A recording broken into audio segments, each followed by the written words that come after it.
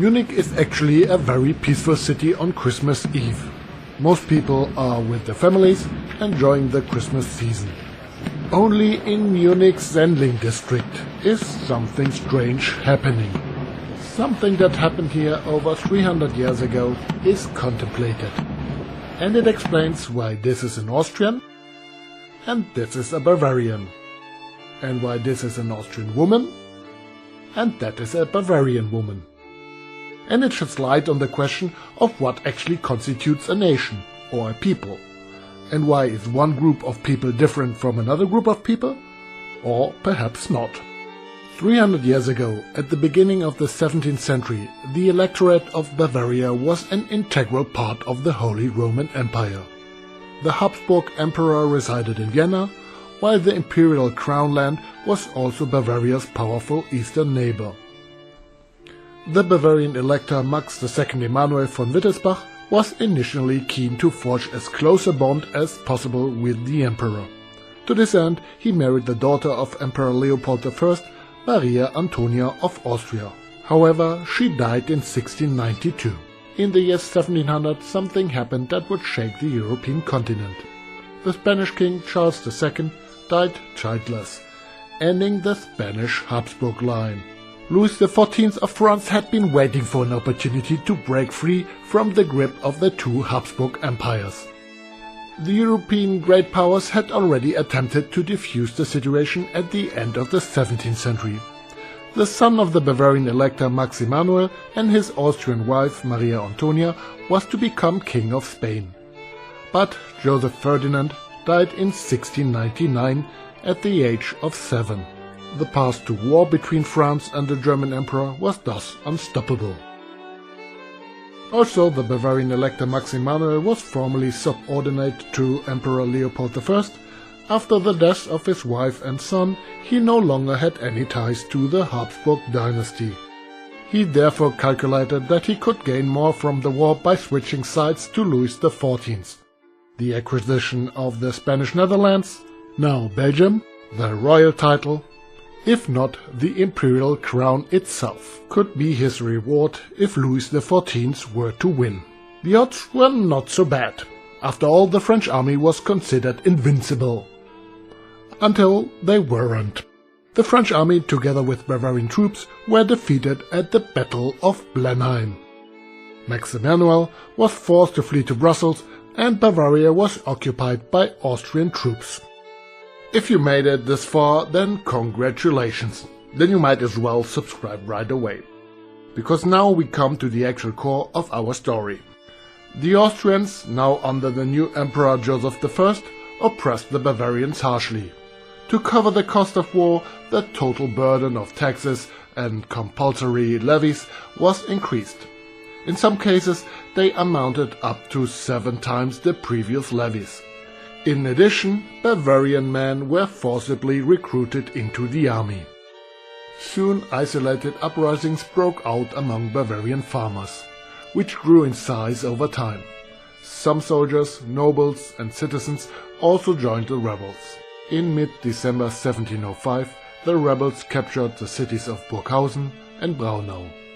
Braunau in particular became the capital of the rebels. This is where the first parliament on German soil was established, the so-called Braunau Parliament, more than 80 years before the French Revolution and the founding of the US Congress.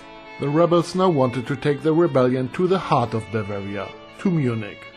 More cautious voices, who saw that the motley crew would have no chance against the imperial army, were pushed aside.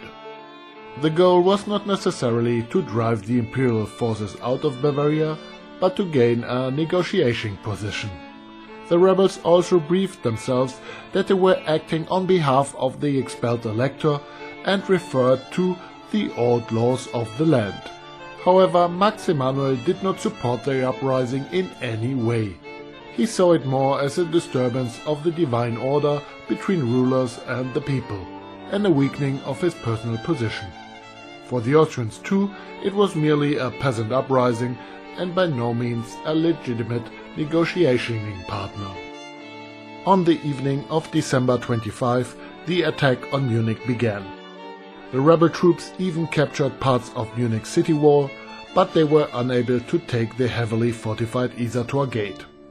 The imperial forces recaptured the city wall piece by piece.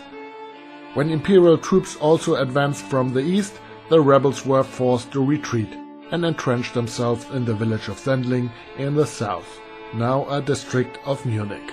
The approximately 3,000 rebels, armed with pitchforks and hunting weapons, were no match for the approximately 4,000 well-trained and well-equipped imperial troops. The rebels then laid down their weapons after imperial officers apparently guaranteed them pardon. The officers then had the rebels massacred on the spot.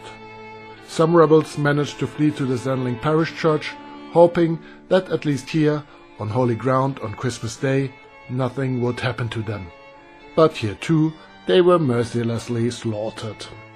Christmas 1705 went down in Munich's history as the Sendlinger Mordweihnacht, Sendling's Night of Murder. For the War of the Spanish Succession, it is only a footnote.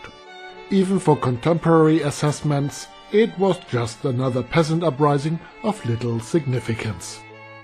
Sendling's Night of Murder became politically charged 100 years later, when Napoleon brought nationalism to Europe. The old class system became obsolete. Now the monarchs had to be supported by the nation. And every nation has its myth. Sendling's Night of Murder became the Bavarian myth that was supposed to unite the royal house of Wittelsbach and the people. The uprising against compulsory levies was transformed into a failed national revolution. The alleged leitmotif of the revolution was also Lieber bayerisch sterben als kaiserlich verderben. Better to die Bavarian than to be ruined by the emperor. It cannot be found in contemporary sources, but was quoted everywhere from the early 19th century onwards. And every national myth needs a heroic figure. Wilhelm Tell is that figure in Switzerland, Joan of Arc in France, and William Wallace in Scotland. And in Bavaria, there is the blacksmith from Kochel. According to legend, this muscle-bound Bavarian Hercules was the last man standing in Sendling's Night of Murder, fighting against the imperial forces. Whether he ever existed is highly doubtful. A blacksmith from Kochel was not involved in the battle. Only the blacksmith Balthasar Riesenberger from Bayern. Was he the historical model? Possible, but why the blacksmith's origins were transferred to Kochel is unclear, especially since the municipality of Kochel was not involved in the uprising at the time. King Ludwig I in particular cultivated the myth of Sendling's Night of Murder. The famous mural at the old parish church in Sendling was created in 1830 by Wilhelm Lindenschmidt the Elder. In 1831, the monument in the Old South Cemetery was inaugurated. On the one hand, the aim was to document the unity of the people and the crown. Parliamentary efforts such as the Braunau Parliament had no place in this monarchist narrative. On the other hand, it was also a matter of opposing German unification at a time when the German Confederation had abolished the Holy Roman Empire and the new German Empire had not yet been founded. The Austrians were clearly portrayed as something different from the Bavarians, and the call for a unified German state with a German nation could also be rejected.